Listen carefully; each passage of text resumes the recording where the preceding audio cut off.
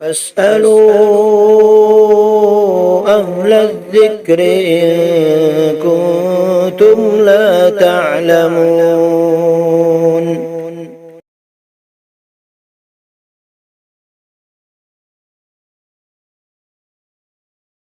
نحمده ونصلي على رسوله الكريم اما بعد. محترم حضرات، اللہ تبارک و تعالیٰ کی طرف سے دنیا کے اندر بھی آدمی عزت و بڑی زندگی گزار سکتا ہے،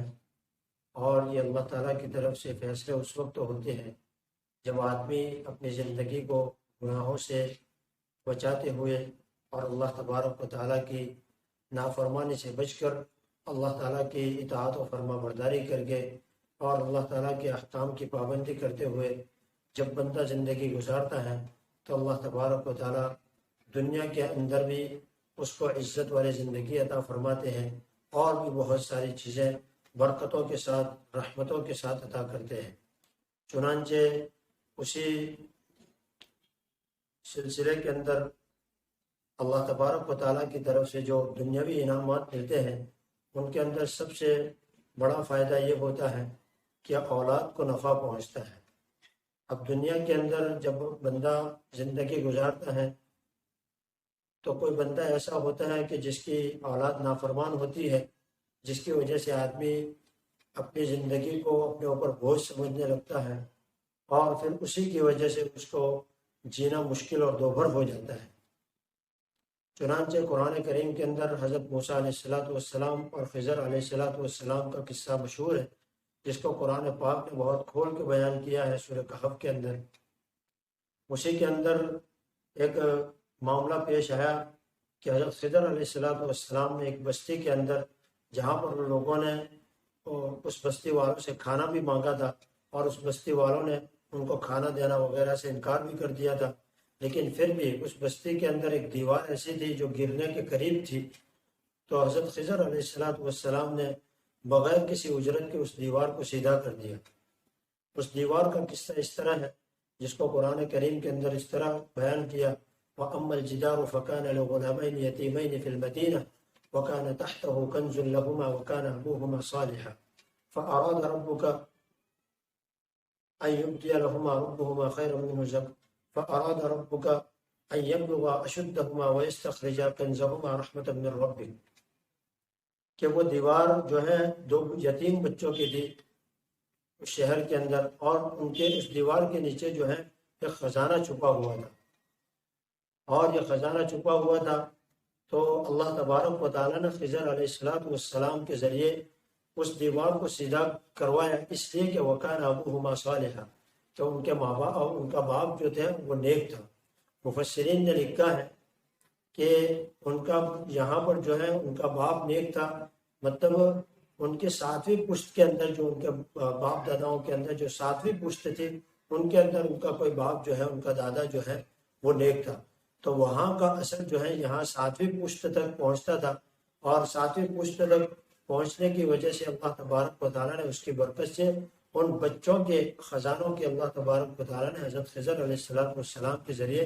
حفاظت فرمائی۔ تو یہاں پر بھی دیکھیے کہ ان بچوں کی جو خزانوں کی حفاظت ہوئی وہ اس وجہ سے ہوئی کہ ان کے ساتویں پشت کے اندر جو ان کے باپ داداؤں کے اندر تھی، وہاں پہ ان کا کوئی باپ اور دادا جو ہے وہ نیک تھا، تو اس کی برکت سے اللہ تبارک و تعالیٰ نے یہ ساتویں پشت کی اولاد کی اس طرح حفاظت کی۔ تو اس طرح اولاد کو بھی نفع پہنچتا ہے، یہ طاعت و بندگی اور تقوی کی وجہ سے جو ہے اولاد کو اس طرح اللہ تبارک و تعالیٰ نفع پہنچاتے ہیں۔ پھر ایک بہت بڑی بات اور نفع دنیاوی اعتبار سے ہے کہ غیبی بشارتیں اللہ تبارک و تعالیٰ کی طرف سے ملتی ہیں۔ چنانچہ اولیاء اللہ کے بارے میں، اللہ کے دوست اور اللہ کے جو برگزیدہ بندے اور مقبول بندے ہوتے ہیں جو اللہ تعالیٰ کے بہت قریب ہوتے ہیں، ان کے بارے میں اللہ تعالیٰ نے قرآن کریم کے اندر خود فرمایا: الا ان اولیاء اللہ لا خوف علیہم ولا هم يحزنون الذین آمنوا وكانوا يتقون لهم البشرى فی الحیاۃ الدنیا وفی الآخرہ، کہ سن لو، آگاہ ہو جاؤ کہ اللہ کے دوست ایسے ہیں کہ جن کو نہ دنیا کے اندر غم ہوگا، نہ وہ کسی طرح سے غمگین ہوں گے اور غمزدہ ہوں گے، اور نہ ان کو کوئی اندرونی غم ہوگا، نہ باہر سے کوئی تکلیف ہوگی، اور یہ کس وجہ سے کہ جو لوگ یہ اللہ کے نیک بندے اور اللہ کے ولی کون ہیں کہ جو ایمان لائے اور تقوی اختیار کیا. تو یہاں پر بھی اللہ تبارک و تعالیٰ نے جو بشارتیں دی ہیں، آگے کیا فرمایا، لَهُمُ الْبُشْرَى فِي الْحَيَاةِ الدُّنْيَا وَفِي الْآخِرَةِ، کہ ان کے لیے دنیاوی زندگی کے اندر بھی خوشخبری ہے اور آخرت کے اعتبار سے بھی وہ خوش، اور اللہ تعالیٰ ان کو راضی کر دیں گے. تو یہ شرط رضامندی اور بشارت کی خوشخبری جو ہے، یہ خوشخبری جو ہے وہ کس لیے ملی، کیونکہ وہ ایمان لائے اور تقوی اختیار کیا. ایمان کے ساتھ تقوی کو جوڑ کر یہ بتایا گیا کہ خوشخبری کن لوگوں کے لیے ہے کہ ایمان لانے کے ساتھ ساتھ وہ تقوی اختیار کریں، تو اللہ تبارک و تعالیٰ کی طرف سے یہ غیبی بشارتیں ملتی ہیں. پھر آگے چل کر اور ایک فائدہ دنیاوی یہ ہے کہ فرشتوں کے ذریعے اللہ تبارک و تعالیٰ بشارت سناتے ہیں، جس کو قرآن کریم کے اندر اللہ تبارک و تعالیٰ نے اس طرح فرمایا، ان الذين قالوا ربنا الله ثم استقاموا تتنزل عليهم الملائكة الا تخافوا ولا تحزنوا وابشروا بالجنة التي كنتم توعدون نحن اولياؤكم في الحياة الدنيا وفي الآخرة ولكم فيها ما تشتهي انفسكم ولكم فيها ما تدعون. بے شک جو لوگ ایمان لائے اور کہتے ہیں کہ ہمارا رب اللہ ہے، اور پھر اس کے اوپر جو ہے استقامت کے ساتھ رہے، مستقیم رہے، ثبات اور استقامت کے ساتھ اس بات کے اوپر اڑے رہے، یعنی ایمان لانے کے بعد اللہ کی ربوبیت کے اقرار کے اوپر وہ مستقیم رہے، تو ان کے لیے کیا فرمایا، تتنزل علیہم الملائکہ، کہ ان کے لیے ان کے اوپر اترتے ہیں فرشتے. یہاں پر اترنے سے مراد موت کے وقت ہے. مفسرین نے اس سے مراد کیا لکھا ہے کہ موت کے وقت ان کے پاس فرشتے آتے ہیں اور یہ خوشخبری دیتے ہیں کہ تمہیں کوئی غم نہیں، تمہیں غمگین ہونے کی کوئی ضرورت نہیں. وَأَبْشِرُوا بِالْجَنَّةِ الَّتِي كُنْتُمْ تُوعَدُونَ، اور تمہیں جنت کی بشارت ہے، اس جنت کی جس کے بارے میں تم سے وعدہ کیا گیا تھا. پھر آگے کیا فرمایا، نَحْنُ أَوْلِيَاؤُكُمْ فِي الْحَيَاةِ الدُّنْيَا وَفِي الْآخِرَةِ، کہ ہم تمہارے دوست ہیں، کارساز ہیں، ہم تمہارے حامی اور ناصر اور مددگار ہیں، دنیاوی زندگی کے اندر بھی اور آخرت کے اعتبار سے بھی. تو یہاں پر بھی اللہ تبارک و تعالیٰ نے فرشتوں کے ذریعے جو خوشخبری سنائی، وہ کس کو سنائی کہ جو ایمان لانے کے بعد عمل صالح کرتے ہیں، تقوی اختیار کرتے ہیں، اور اختیار کرنے کے بعد اس کے اوپر جمے رہتے ہیں اور اللہ تبارک و تعالیٰ کی نافرمانیوں سے ہمیشہ اپنے آپ کو بچاتے رہتے ہیں، تو ان کے لیے اللہ تبارک و تعالیٰ نے فرشتوں کے ذریعے جو ہے خوشخبری سنائی. اور پھر آدمی جو ہے اپنی ضروریات کو لے کر دنیا کے اندر آتا ہے، آدمی کے پیچھے بہت ساری ضروریات بھی لگی رہتی ہیں، تو اللہ تبارک و تعالیٰ کی طرف سے پھر حاجت روائی بھی ہوتی ہے.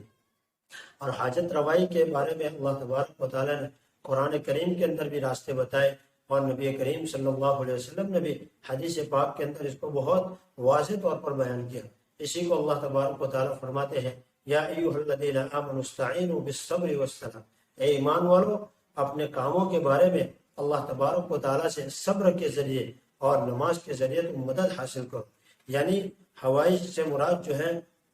مفسرین نے جو لکھا ہے وہ استعانت کا ایک خاص طریقہ اللہ تبارک و تعالیٰ نے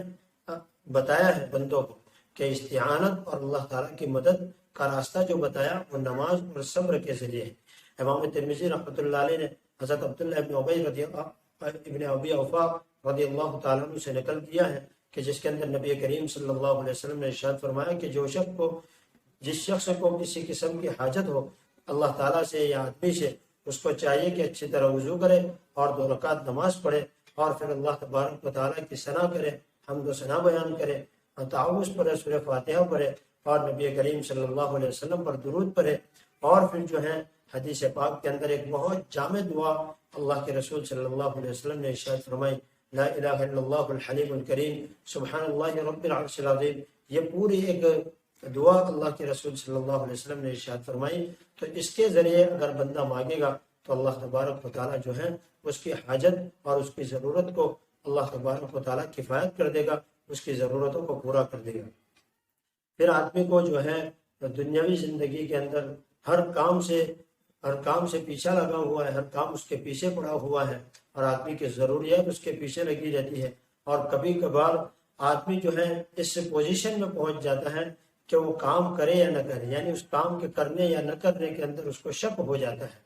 تو اس شک کو دور کرنے کے لیے بھی اللہ تبارک و تعالیٰ نے یہی نبی کریم صلی اللہ علیہ وسلم کے ذریعے ہمیں یہ ہدایت دی کہ اگر تم کسی ایسے کام کے اندر پھنس جاؤ جس کے بارے میں تمہیں شک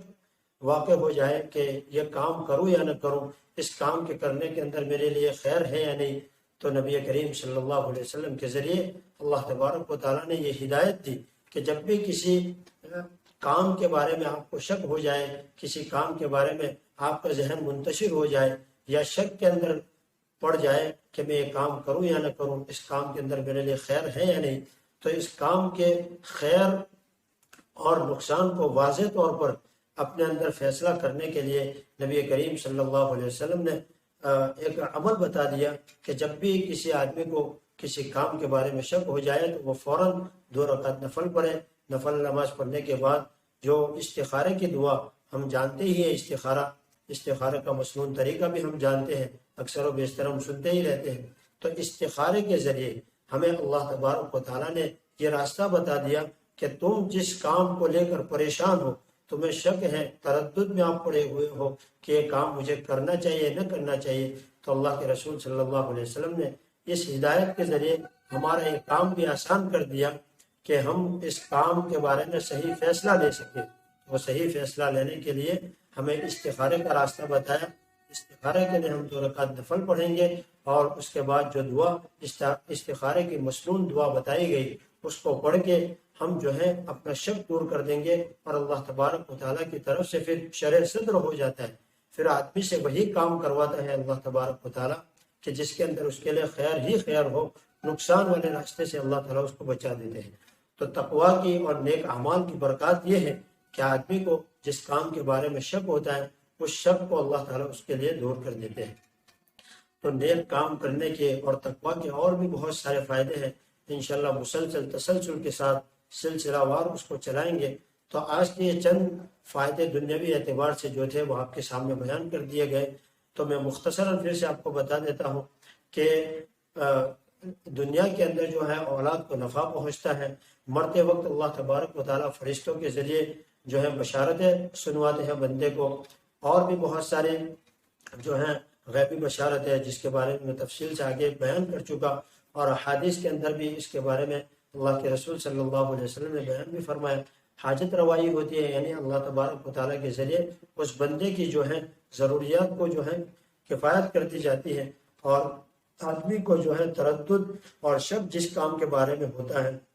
اللہ تبارک و تعالیٰ کی طرف سے اس شک کو دور کر دیا جاتا ہے۔ تو جب بندہ تقویٰ کے ذریعے اپنے آپ کو اللہ کے ساتھ جوڑتا ہے، اپنے تعلق کو اللہ کی ذات کے ساتھ مضبوط کرتا ہے، تو پھر اللہ تبارک و تعالیٰ دنیاوی اعتبار سے پریشانوں کو دور کرتے ہیں اور بہت سارے انعامات سے دنیاوی اعتبار سے نوازتے ہیں۔ تو ہمیں چاہیے کہ ہم بھی گناہوں سے بچتے ہوئے اپنی زندگی کو گزاریں، تقوی اختیار کریں، اور اللہ تبارک و تعالیٰ سے توفیق بھی مانگیں کہ اللہ تبارک و تعالیٰ جس طرح آپ چاہتے ہیں کہ ہم آپ کی بندگی کریں اور آپ کی مرضی کے مطابق ہم زندگی گزاریں، تو ہماری مدد بھی فرما اور ہمارے ان اعمال کو قبول بھی فرما۔ اللہ تبارک و تعالیٰ ہماری ان کہی ہوئی باتوں کے اوپر ہمیں عمل کرنے کی توفیق نصیب فرمائے اور ان کہی ہوئی باتوں کو قبول بھی فرمائے۔ وآخر دعوانا ان الحمد للہ رب العالمین۔